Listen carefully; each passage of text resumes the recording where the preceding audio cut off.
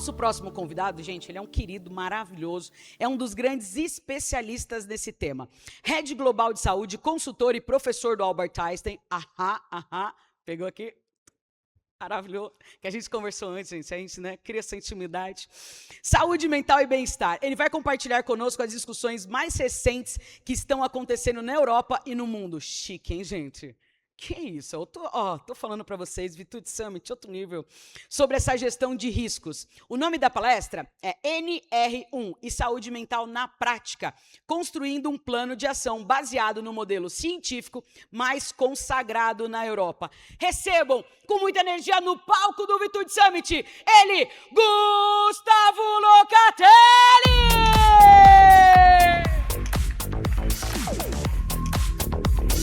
Maravilhoso!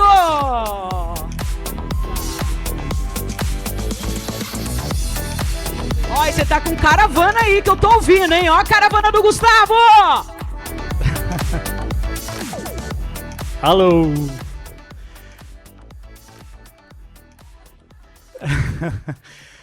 Uou! Mari, obrigado! Obrigado, turma, que encontro incrível. Obrigado, Tati, obrigado, Rafa, obrigado, equipe Vitude. Obrigado vocês por mais esse encontro aqui, para a gente falar de saúde mental, risco psicossocial, NR1, o que está acontecendo lá fora. E aqui eu estou muito feliz porque eu estou acompanhado de grandes, queridos amigos, pessoas que eu tenho um carinho, respeito muito grande. E para mim é uma honra, um privilégio poder dividir um pouquinho com vocês das coisas que eu sei e das coisas que eu estou aprendendo também. A gente está aprendendo, né, Sirlene? Ana, a gente não está aprendendo também?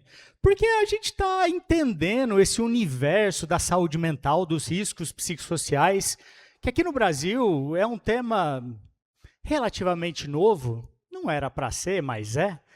E lá fora a gente já tem muita coisa boa. E a minha ideia aqui é compartilhar um pouquinho do que acontece lá, para que a gente possa se inspirar no desenvolvimento das nossas estratégias e dos nossos planos de ação para criar ambientes mais seguros e saudáveis para todo mundo. Mas olha só, ano passado eu estava aqui, estava nesse palco da Vitude, num espaço menor, mas também falando sobre saúde mental e riscos psicossociais. E o meu primeiro slide, pessoal, era esse aqui, que faltavam 2 meses para que a NR1 entrasse em vigor. E como é que a gente estava? Pois é, estava assim. E estava todo mundo discutindo aquelas questões do questionário. E agora, qual questionário? A gente ainda estava tentando entender, né, as etapas da NR1, do PGR, do GRO. Corta para 2026, estamos aqui há 2 meses da entrada em vigor da NR1. E como é que a gente está, turma? Pela risada, está todo mundo mais ou menos aqui, né? Mas aqui a gente está num espaço seguro para que a gente possa conversar, debater e entender quais são os caminhos possíveis para a gente conseguir não só implementar a NR1, como as demais NRs e tantas outras coisas que fazem sentido para a gente promover saúde mental e bem-estar. Então, a primeira mensagem é assim, calma, vocês têm dúvidas, eu também tenho, todo mundo tem, mas a gente vai aprendendo junto aqui.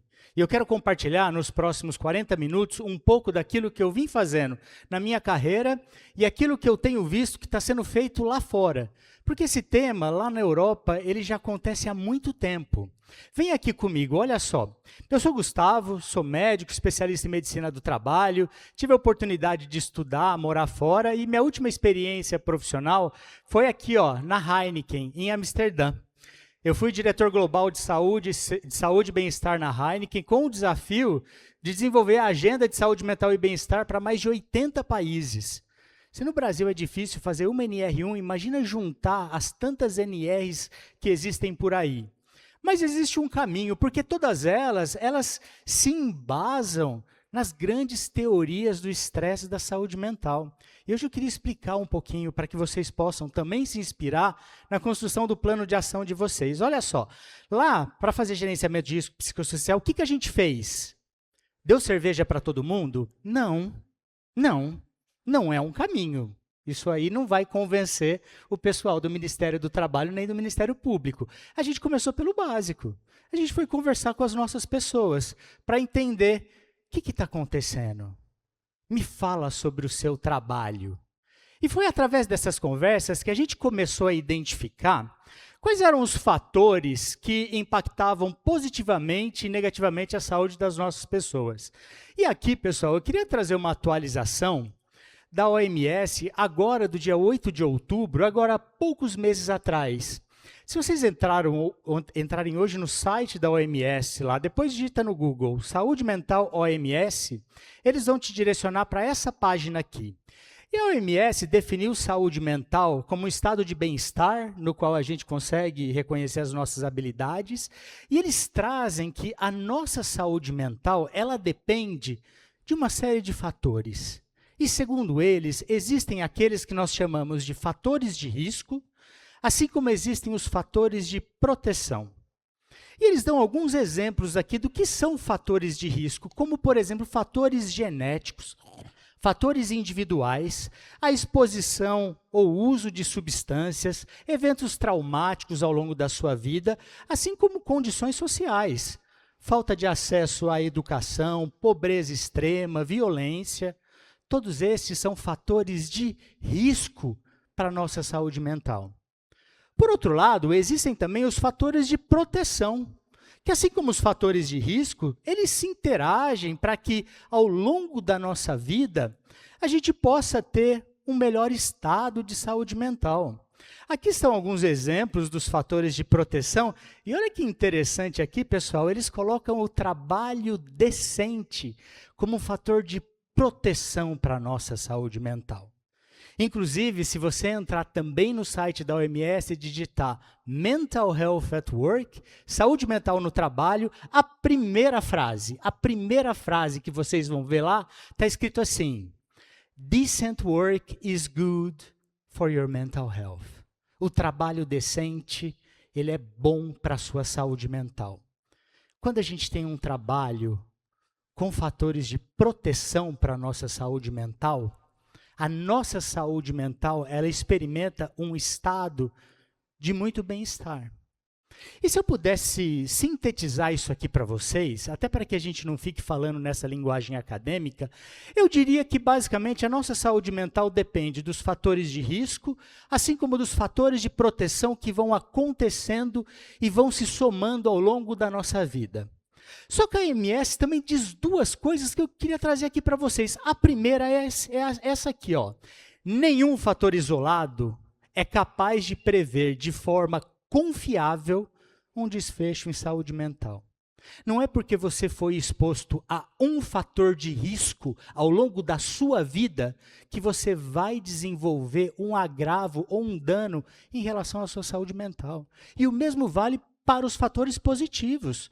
Não é porque você foi exposto multiplamente a fatores positivos que necessariamente você não vai desenvolver um agravo ou um problema relacionado à sua saúde mental. E o que eles dizem aqui, e eu acho que essa talvez seja uma das frases mais importantes da nossa conversa aqui, que é a interação desses fatores que, ao longo do tempo, molda a nossa saúde mental.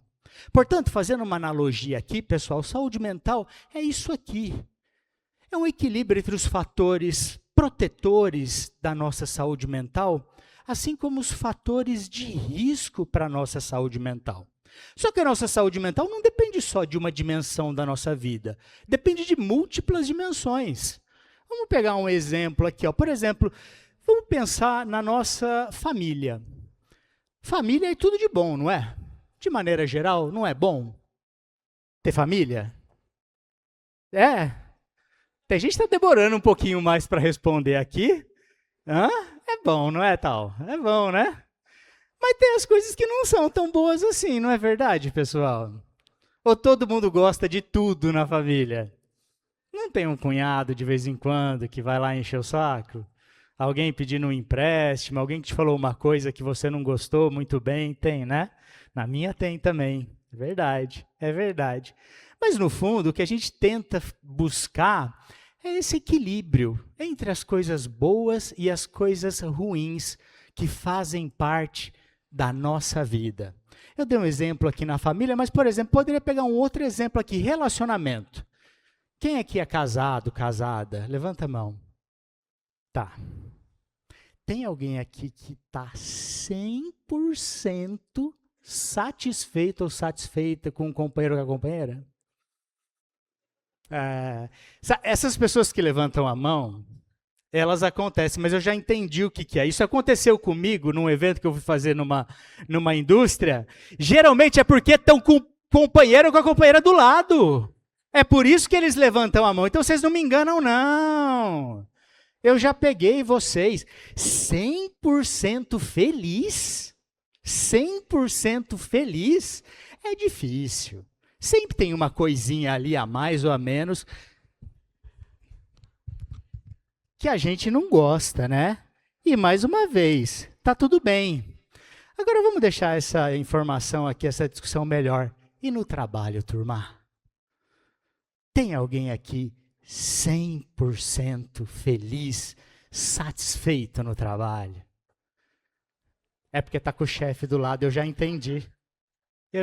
Também eu já entendi, eu já peguei vocês. Não adianta, eu não caio nessa conversa mais. Não caio. Não caio. Por quê? Porque o trabalho é uma das dimensões mais importantes da nossa vida. E necessariamente também é uma dimensão importante da nossa saúde mental e do nosso bem-estar. E assim como tudo na vida, o trabalho, ele deveria, e idealmente, ele deveria ser assim, ó. Cheio de fatores de proteção. Olha só, eu estou usando o termo da OMS, fator de proteção para a nossa saúde mental. Mas como tudo na vida, nada é 100%. Sempre vai ter alguma coisa que você olha e fala, não é exatamente do jeito que eu gostaria. Não é exatamente do jeito que eu desejei. Isso aqui não atende às minhas capacidades, necessidades ou às minhas habilidades.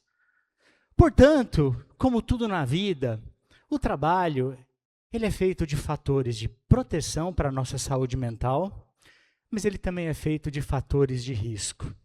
E quando a gente olha para esses fatores de risco no trabalho, que são situações ou elementos que, de maneira combinada ou isolada, e quando não gerenciados, pode promover agravos à nossa saúde física ou mental. E a estes fatores, nós damos o nome de fator de risco psicossocial, ou perigo psicossocial. Ou outro perigo que você queira dentro do seu PGR, entrando aqui numa linguagem mais técnica. Mas vamos simplificar aqui. A minha ideia é simplificar. Quando a gente pensa nos fatores de risco no trabalho que ameaçam a nossa saúde física ou mental, a gente vai chamar esses fatores de fatores de risco. E se for relacionado ao ambiente psicossocial, é chamado de fator de risco psicossocial. Está escrito lá no NR1, tem o glossário lá, está descrito isso aqui que eu mostrei para vocês. Mas vamos avançar. Quando a gente pensa no trabalho, gente, eu estou saindo do trabalho industrial, vamos pensar no escritório da Faria Lima aqui, ó. Olha que bonito esse escritório. Do ponto de vista físico, o ambiente físico do trabalho, né, ambiente material, aparentemente é um trabalho com boas condições satisfatórias. Ao que tudo indica, as coisas têm aqui um bom modelo no ambiente físico. Só que o trabalho deixou de ser um ambiente físico. O trabalho passou a ser um estado mental. Passou a ser uma série de coisas que acontecem e que não estão descritas no ambiente físico. E isso tudo a gente vai chamar de ambiente de trabalho psicossocial. Inclusive, a campanha da Organização Internacional do Trabalho esse ano, 2026, é justamente sobre Psychosocial Working Environment. Já tinham ouvido falar desse termo, pessoal?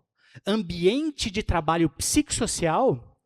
Portanto, quando pensarem agora no trabalho, pensem sim no ambiente físico, com os riscos clássicos, químicos, físicos, biológicos e os ergonômicos biomecânicos, mas também se lembram do ambiente psicossocial. E é sobre ele que eu queria falar com vocês. Olha só, apesar dessa discussão ser aparentemente nova para a gente, foi na década de 80, né, no meados de 1984, que começaram a surgir os grandes estudos sobre o que são esses elementos presentes no trabalho, que muitas vezes são invisíveis e que causam impacto na saúde das pessoas. Aliás, devo dizer que os primeiros estudos surgiram avaliando risco cardiovascular. Risco cardiovascular. Na década de 80, ainda era muito incipiente a ideia de burnout e transtorno mental, especialmente nas fábricas da Suécia e da Escandinávia. Eles começaram a observar que alguns perfis e alguns postos de trabalho, especialmente trabalhos não industriais, apresentavam maior chance de eventos cardiovasculares. E eles foram estudar o que está acontecendo. Quais são esses riscos invisíveis que a gente não consegue tangibilizar através dos mecanismos clássicos, dos riscos ocupacionais clássicos, que está gerando impacto na saúde das pessoas? E foi em 84 que a OMS publicou esse documento aqui, ó, Fatores Psicossociais no Trabalho. Um documento de 1984 e que nunca foi tão atual. E nesse documento, eles descrevem o que são os fatores psicossociais no trabalho. E eles descrevem que esses fatores eles dependem de uma interação, em que, de um lado, olha só, Vitude, eu tenho o ambiente de trabalho, mas não só aquele ambiente físico. Eu estou falando do ambiente psicossocial, eu estou falando da organização do trabalho, do conteúdo das tarefas, da pressão por resultado, dos relacionamentos no trabalho, expectativa de prazos, metas, como as relações se desenvolvem, apoio da liderança ou não, suporte social, violência, bullying, tudo isso faz parte aqui, ó, do ambiente de trabalho. A gente aprendeu junto aqui que eu não estou mais falando só do ambiente físico. E do outro lado eu tenho, olha aqui, ó, o trabalhador. E olha só o termo que eles usaram aqui, pessoal. As capacidades, as necessidades e as expectativas dos trabalhadores. De forma que, quando existe uma boa interação entre este ambiente físico e psicossocial versus as capacidades, necessidades e expectativas do trabalhador, eu tenho um bom desfecho de saúde. É um match no Tinder, deu match. Deu match. E aí, quando isso acontece, o que acontece? Olha só, eu aumento a performance e a satisfação e, consequentemente, eu promovo a saúde dos meus trabalhadores, tanto a saúde física, quanto a saúde mental, quanto a saúde social. Só que, por outro lado, quando esse match ele não acontece, eu vou para o lado oposto. E aí sim eu coloco em risco a saúde física, mental e social dos meus trabalhadores. E quando a gente olha para esse esquema aqui, pessoal, mais uma vez, tudo isso depende de uma interação. E é por isso que vocês vão ler lá na NR1 que quando vocês forem mapear, identificar os fatores de risco e avaliar os perigos, necessariamente você vai ter que considerar a interação com os trabalhadores. E é por isso que não dá para fazer isso sem ouvir os trabalhadores. Não dá. Não dá. Ah, mas não dá. Ah, mas não dá. Não dá, por quê? Porque desde 84, Sirlene, desde 84 a gente está falando aqui, ó, que depende das capacidades, necessidades e expectativas dos trabalhadores. Cara pálida, mesmo que você tenha a melhor boa vontade do mundo, você jamais vai conseguir entender isso sem envolver essa turma aqui. E eu não quero me alongar, porque meu tempo já está passando aqui, mas inclusive ele fala de aspectos da cultura. Geração X, Y, Z, muda. O que o seu avô pensava que era bastante trabalho não é o que seu pai pensava. E o que você pensa também não é diferente do que o seu pai. E o que os seus filhos pensam que é muito trabalho é diferente de você. Quem está certo ou está errado? Ou, na verdade, a gente está olhando a mesma coisa de ângulos diferentes? O que você acredita que é excesso de metas, provavelmente o seu neto vai olhar de maneira diferente, mesmo que seja a mesma meta. mesmo que seja a mesma meta. Muitos dos nossos avós e avós acordavam às 3 da manhã para ir para a roça, em sol, chuva, e tinha espaço para falar de... Bem, vamos passar aqui, senão eu me empolgo, eu vou falando muita coisa aqui, eu não consigo avançar na minha apresentação. Mas vamos lá. Quando essa coisa aqui é negativa, o que acontece, pessoal? E aqui eu estou tentando trazer um esquema didático, para não ficar muito acadêmico, mas para que vocês saiam daqui entendendo a mensagem que eu quero passar. Olha só, a interação desses fatores, mais uma vez, ela pode ser uma interação positiva através dos fatores de proteção ou uma interação negativa através dos fatores de risco psicossocial. Só que na vida real, nada é 8 ou 80. É um contínuo. Nada é só ruim ou nada é só ruim. Um líder exigente é bom ou é ruim? Aliás, líder é bom ou é ruim? Quem está quieto é porque está com o líder do lado, né? Ou pode ser as duas coisas? Ou depende do líder? Vamos sair do líder, da professora do colégio. Qual que era a professora boa? Aquela que te abandonava ou era aquela que pegava no teu pé? Pegava no teu pé, mas estava do teu lado. Estava do seu lado. Era bom ter bastante lição de casa ou não ter nenhuma lição de casa? Ou depende? É bom ter bastante lição de casa com o quê? Com apoio, suporte, aprendizado, capacitação. Então, quando a gente pensa nesses fatores de risco ou fatores de proteção no trabalho ou em qualquer dimensão da sua vida, pessoal, a gente tem que entender que nada é 8 ou 80. As coisas, elas oscilam. Acontece que a nossa expectativa sobre um bom trabalho deveria ser essa aqui, em que majoritariamente o trabalho fosse fruto de satisfação, de desenvolvimento, de aprendizado, de dignidade humana. Nós somos signatários de uma série de convenções. Trabalho é um direito fundamental e saúde mental no trabalho também é um direito fundamental. Deveria ser assim. Mas tem uma coisa vermelha aqui, Gustavo. Tem. Tem, porque é impossível você atender às necessidades, capacidades e expectativas de todo mundo. De vez em quando tem uma coisa vermelha, mas se a maioria está verde, está tudo bem, faz parte. Faz parte. A grande questão é que hoje o que a gente tem visto é isso aqui, ó. Uma série de fatores de risco e de vez em quando tem uma coisinha verde ali. E quando a coisa começa a ficar assim, a conta não fecha. A conta não fecha. E aqui eu estou diante de uma situação de trabalho em que eu tenho uma série de riscos psicossociais, vamos chamar assim. Eu nem vou entrar no mérito aqui de matriz de risco, porque nem essa é a minha expectativa, mas vamos chamar aqui que eu tenho uma série de riscos psicossociais, e o problema dos riscos psicossociais é que eles são os mais difíceis na saúde ocupacional. De todos os riscos do PGR lá, o mais difícil é o risco psicossocial. E não sou eu que estou dizendo, não. A agência europeia acabou de fazer uma publicação dizendo isso. Sabe por quê? Porque eles se interagem.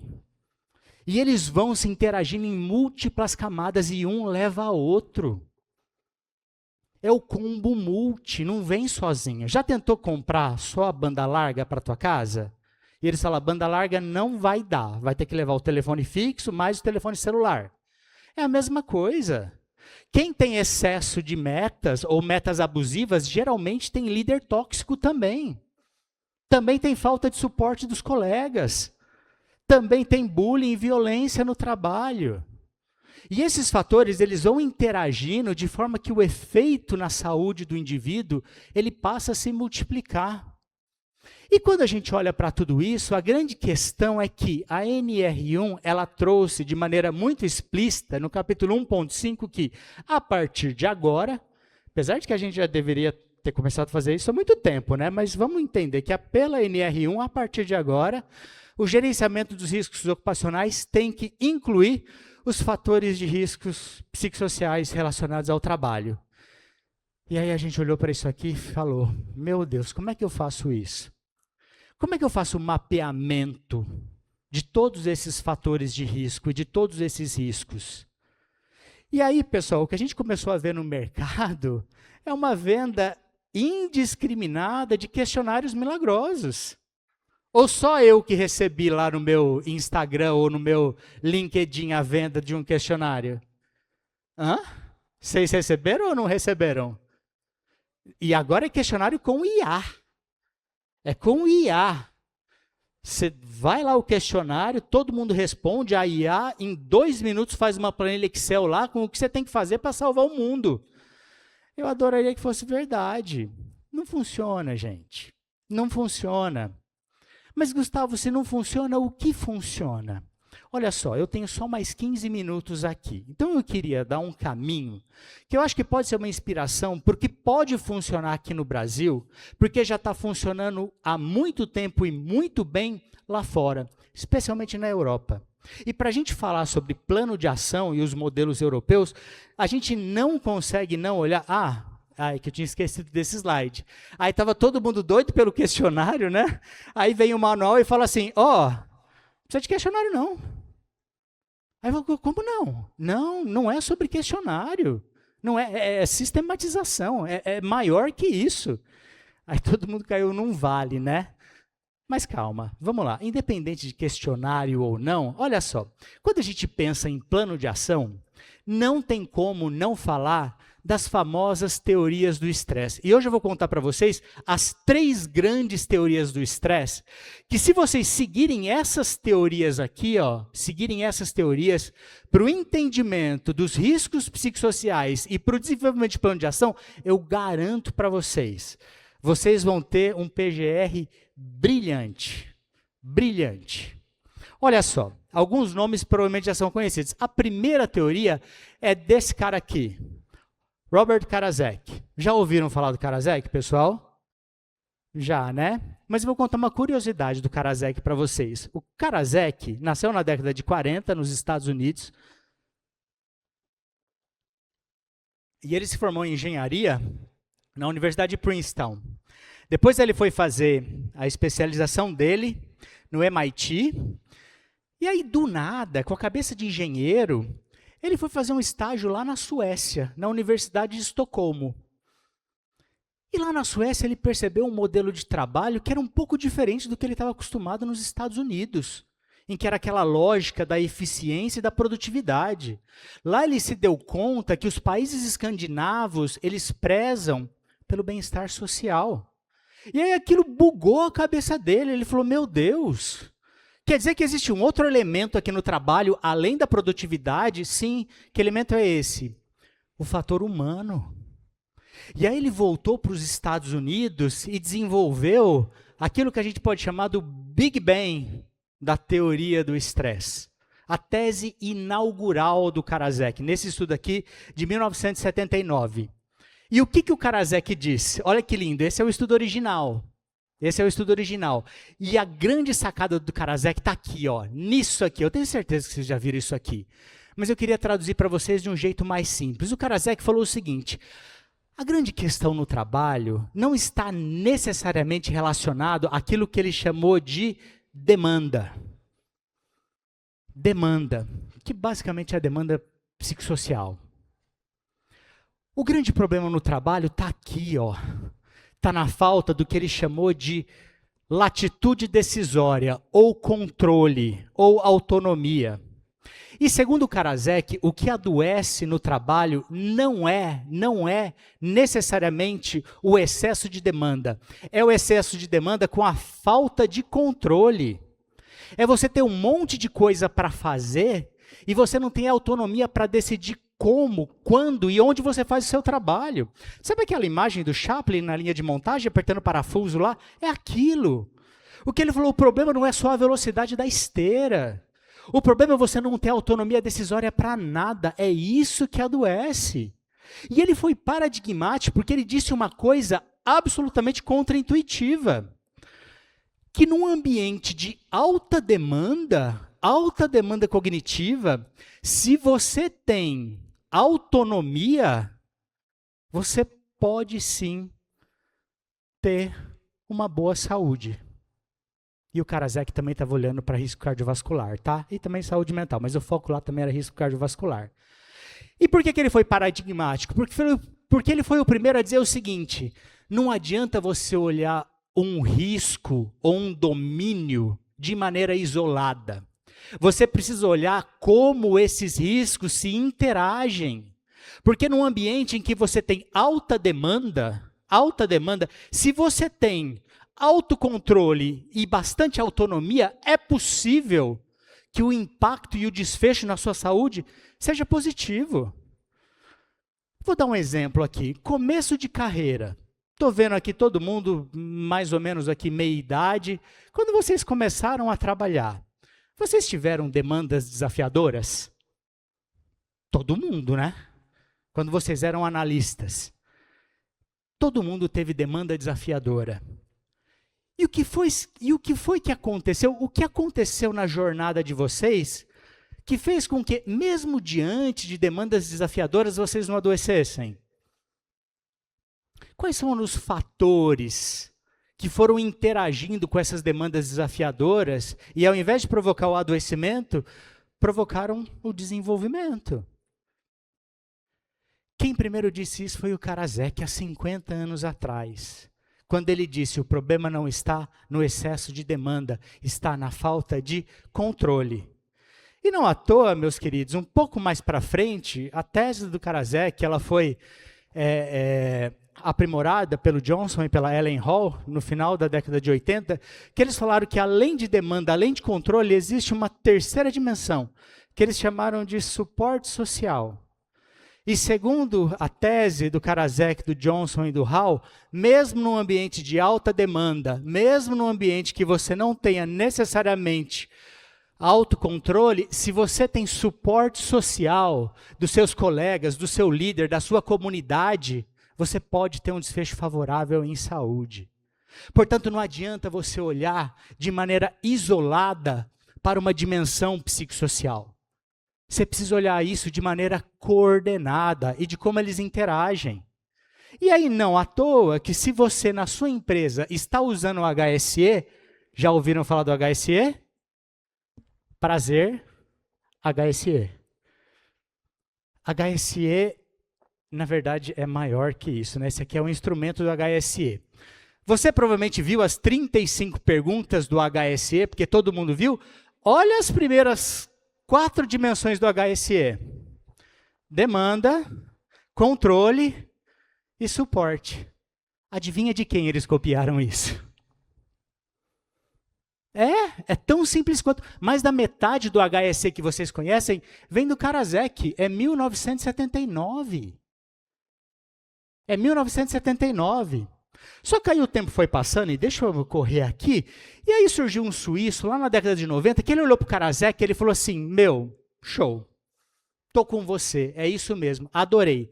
Só que eu acho que tem outros elementos. Nem tudo na vida é demanda, controle e suporte social. Existem mecanismos de justiça social que, se a gente não incorporar no trabalho, mesmo que a pessoa tenha autonomia, mesmo que ela tenha suporte, se ela acredita que haja injustiça no trabalho, a chance de adoecer é maior. É maior. E ele propôs o segundo grande modelo, ó que lindo o trabalho dele aqui também, de 1996. Isso aqui, ó. Esse aqui, que eu vou traduzir de uma forma mais fácil aqui para vocês.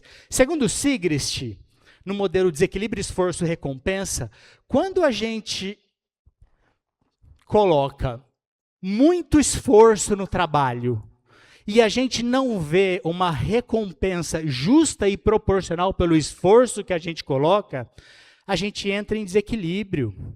E segundo Sigrist, essa recompensa não é só salário, não. Olha o que está escrito aqui, ó. Segurança no emprego, possibilidade de desenvolvimento, carreira e de promoção. Ele descreve, inclusive, a possibilidade de você ter que ser forçosamente mandado para um outro posto de trabalho, para uma outra cidade, para uma outra localidade, e que isso pode gerar um impacto negativo na sua saúde mental. E quando a gente pensa no Sigrist, olha que interessante, turma. COPSOC, conhecem? Prazer, COPSOC.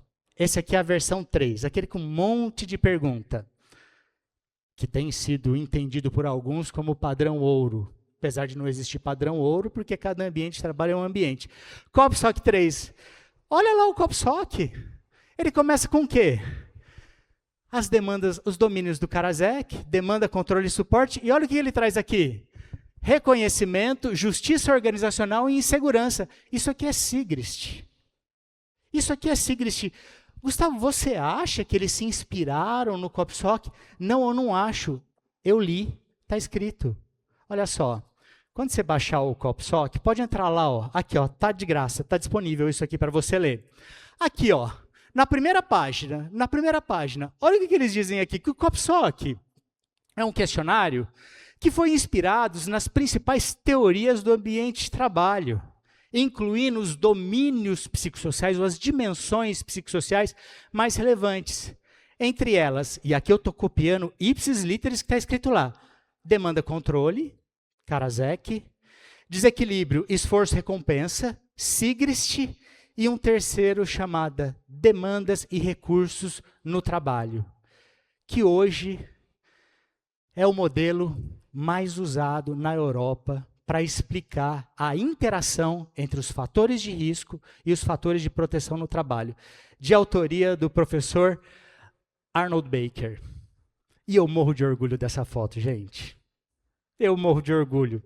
Tem gente que fica querendo foto com seguidor e influencer, não fica? Eu quero foto com os caras que eu sigo há muitos anos. Professor Arnold Baker, é que meu tempo está acabando, eu vou passar rápido aqui. Gente, é o seguinte, se você é um cientista, um pesquisador, se um dia você fez um trabalho muito relevante, ele foi publicado numa revista legal, puta, muito bom. Você já é um vitorioso. Se esse trabalho foi citado por 100 pessoas, quer dizer que você é foda. Se foi citado por 1000 pessoas no mundo científico, quer dizer que você... Vou mudar a palavra. Você é muito bom. Você é muito bom. O Baker, ele tem 380 mil citações. E o trabalho inaugural dele, de 2001, tem 23 mil citações.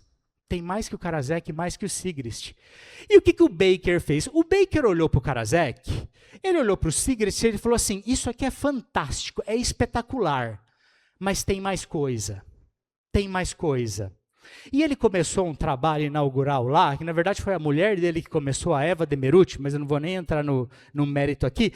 Eles começaram a olhar para ambientes de trabalho extremamente estressantes e se questionaram por que em ambientes com inúmeros riscos psicossociais, algumas pessoas adoecem e vão para uma zona que ele chamou de burnout e outras pessoas florescem num mesmo ambiente. Vocês já se perguntaram isso no trabalho de vocês? Por que ali numa equipe, ou num determinado ambiente, está todo mundo quase à beira da exaustão e tem um ou outro alecrim dourado ali que está brilhando? Não tem isso? Tem, não tem?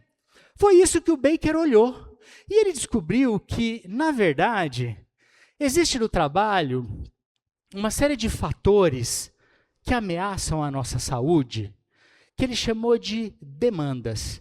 De maneira bem simples aqui, pessoal, para o Baker, demandas é tudo aquilo que consome a sua bateria ao longo do dia. Grava desse jeito. Grava desse jeito. Depois da definição eu mando o artigo para vocês. Grava desse jeito. Exemplos disso? Nenhuma novidade, né? Excesso de tarefas, prazos insuficientes, metas inatingíveis, ausência de suporte, falta de autonomia, conflitos interpessoais, falta de propósito e mais um monte de coisa. Se você pegar a ISO 45003 e for olhar para todos os elementos que eles apontam lá nas 20 categorias, nas dimensões psicossociais, são mais de 100. São mais de 100. Escolha o seu. Escolha o seu e continua. E continua. E à medida que o trabalho vai ganhando novas caras e novos formatos, novos riscos vão se somando aqui. Karasek nem imaginou a inteligência artificial. E agora a gente precisa começar a pensar nisso, por exemplo. Então, por Baker, tudo aqui ele chama de demanda. Agora, por outro lado, o Baker entende que para lidar com as demandas no trabalho, todos nós temos uma série de recursos.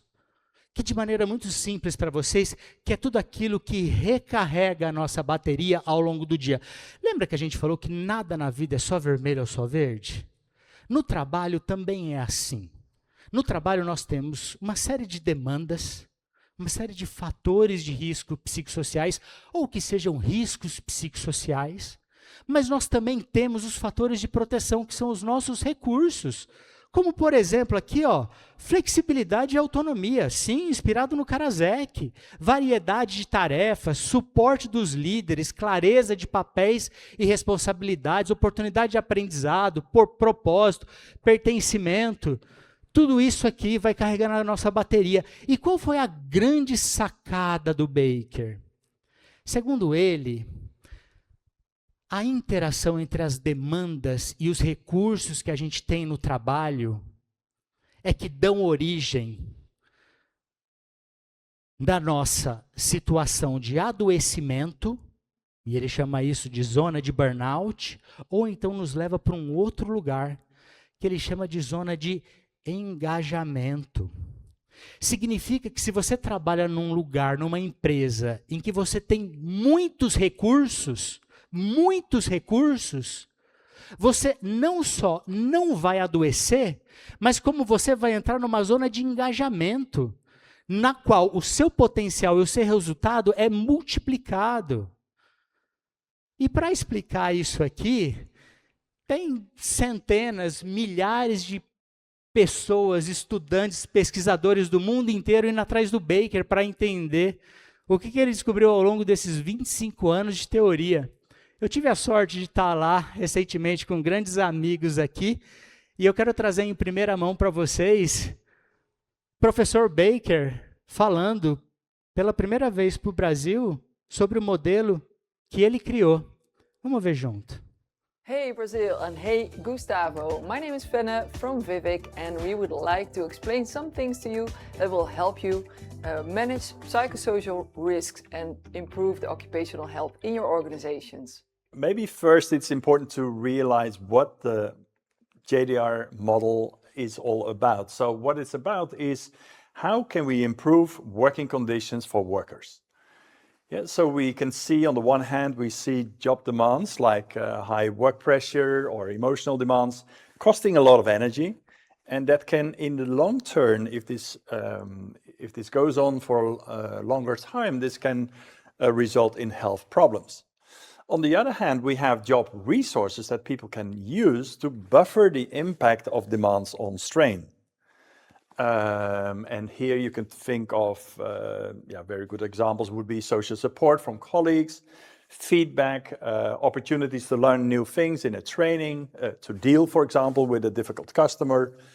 So resources are motivational, so they help you to be motivated, to be engaged at work, and to perform well. And also then to deal with these job demands.